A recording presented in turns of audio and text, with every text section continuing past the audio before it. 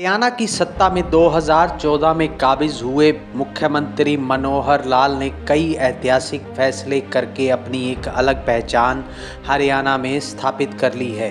CM window और Twitter handle Haryana के आम आदमी के लिए आशा और उम्मीद की नई किरण बनते हुए दिखाई दे रहे हैं। भारतीय इतिहास के सुनहरे पन्नों में अंकित सम्राट अशोक और महाराजा विक्रमादित्य के गहन सिद्धांतों को अपनाते हुए हरियाणा के मुख्यमंत्री मनोहर लाल ने प्रदेशवासियों में आशा और उम्मीद की एक नई किरण जगाई है।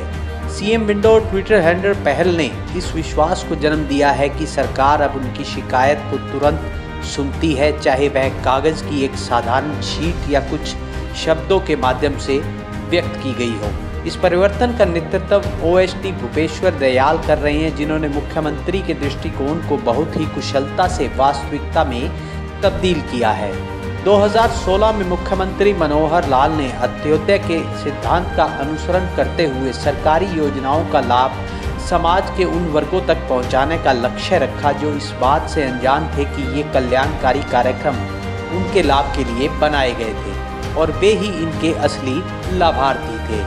इस अवधि में सीएम विंडो के माध्यम से 10 लाख से अधिक शिकायतों का सफलतापूर्वक समाधान किया गया है।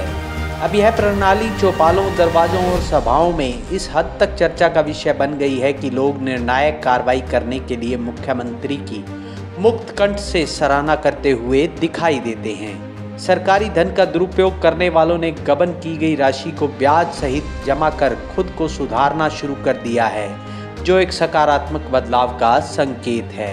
यहाँ तक कि सरकारी कर्मचारी, अधिकारी और गांव के सरपंच भी सतर्क हो गए हैं और यह सुनिश्चित कर रहे हैं कि उनके खिलाफ सीएम विंडो पर कोई शिकायत दर्ज ना हो। उन्होंने बिना किसी हिचकिचाहट के ई टेंडरिंग को अपनाने की इच्छा भी व्यक्त की है। लोगों ने महसूस किया है कि सीएम विंडो और ट्विटर हैंडल के माध्यम से वे बिना किसी मध्यस्थ या झिझक के अपने विचारों और शिकायतों को सीधे मुख्यमंत्री कार्यालय तक पहुंचा सकते हैं। हरियाणा सिविल सचिवालय के सेवानिवृत्त एचसीएस अधिकारी और अवर सचिव सीएम विंडो पर शिकायत समाधान प्रक्रिया की लगातार निगरानी करते हैं और शिकायतकर्ताओं को उनकी शिकायतों की स्थिति के बारे में नियमित अपडेट भी प्रदान करते हुए दिखाई देते हैं। सीएम विंडो या ट्विटर हैंडल पर शिकायत अपलोड करने पर शिकायतकर्ता को अगले दिन उनके मोबाइल फ़ोन पर अधिसूचना भी प्राप्त होती है, जिसमें उनकी शिकायत के पंजीकरण की पुष्टि भी हो जाती है। इसके अलावा शिकायत को आवश्यक कार्रवाई के लिए संबंधित विभाग को अग्रेषित कर त्वरित कार्रवाई भी सुनिश्चित की जाती है। सीएम विंडो पहल जिला मिनी सचिवालयों और उपमंडल कार्यालयों से शुरू की गई थी, जिससे व्यक्ति सीधे अपनी शिकायत मुख्यमंत्री को भेज सकता है। हालांकि विपक्ष इस पारदर्शी प्रणाली को पचाने के लिए लगातार संघर्ष कर रहा है, जिसमें किसी बिचौलिए की आवश्यकता ही नहीं है।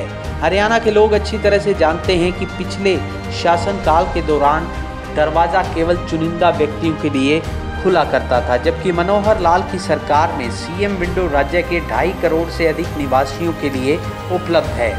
यहाँ तक कि कोविड-19 महामारी के चुनौतीपूर्ण समय के दौरान भी विदेश में रहने वाले एनआरआई ने अपने परिवारों के लिए सहायता की अपील करते हुए इन मंचों का व्यापक उपयोग किया था, जिसके परिणाम स्वरूप कई सफलता की कहानियाँ सामने आई थी। हरियाणा में डिजिटल परिवर्तन, सरकारी अपडेट के लिए किसान भी सीएम की साप्ताहिक विशेष चर्चा से लगातार जुड़े हुए दिखाई देते हैं।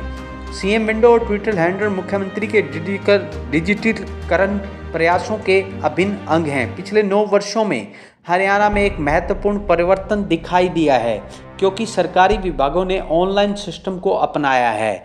यहाँ तक कि अपने खेतों की सिंचाई में लगे किसी भी हर शनिवार शाम 5 से 6 बजे तक मुख्यमंत्री के साप्ताहिक ऑडियो संवाद कार्यक्रम में सक्रिय भाग लेते हुए दिखाई देते हैं, जो सरकार की बढ़ती डिजिटल आउटरीच और जवाबदेही की रेखांकित करता है।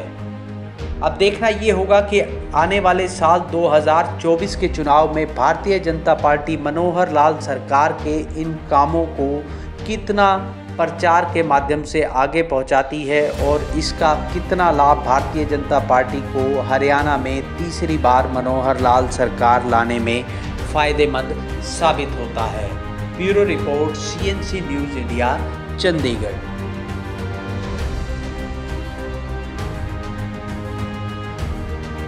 अगर आपने अब तक हमारे YouTube चैनल को सब्सक्राइब नहीं किया है तो इसे सब्सक्राइब ज़रूर करें ताकि हमारी हर न्यूज़ अपडेट आप तक पहुंचती रहे।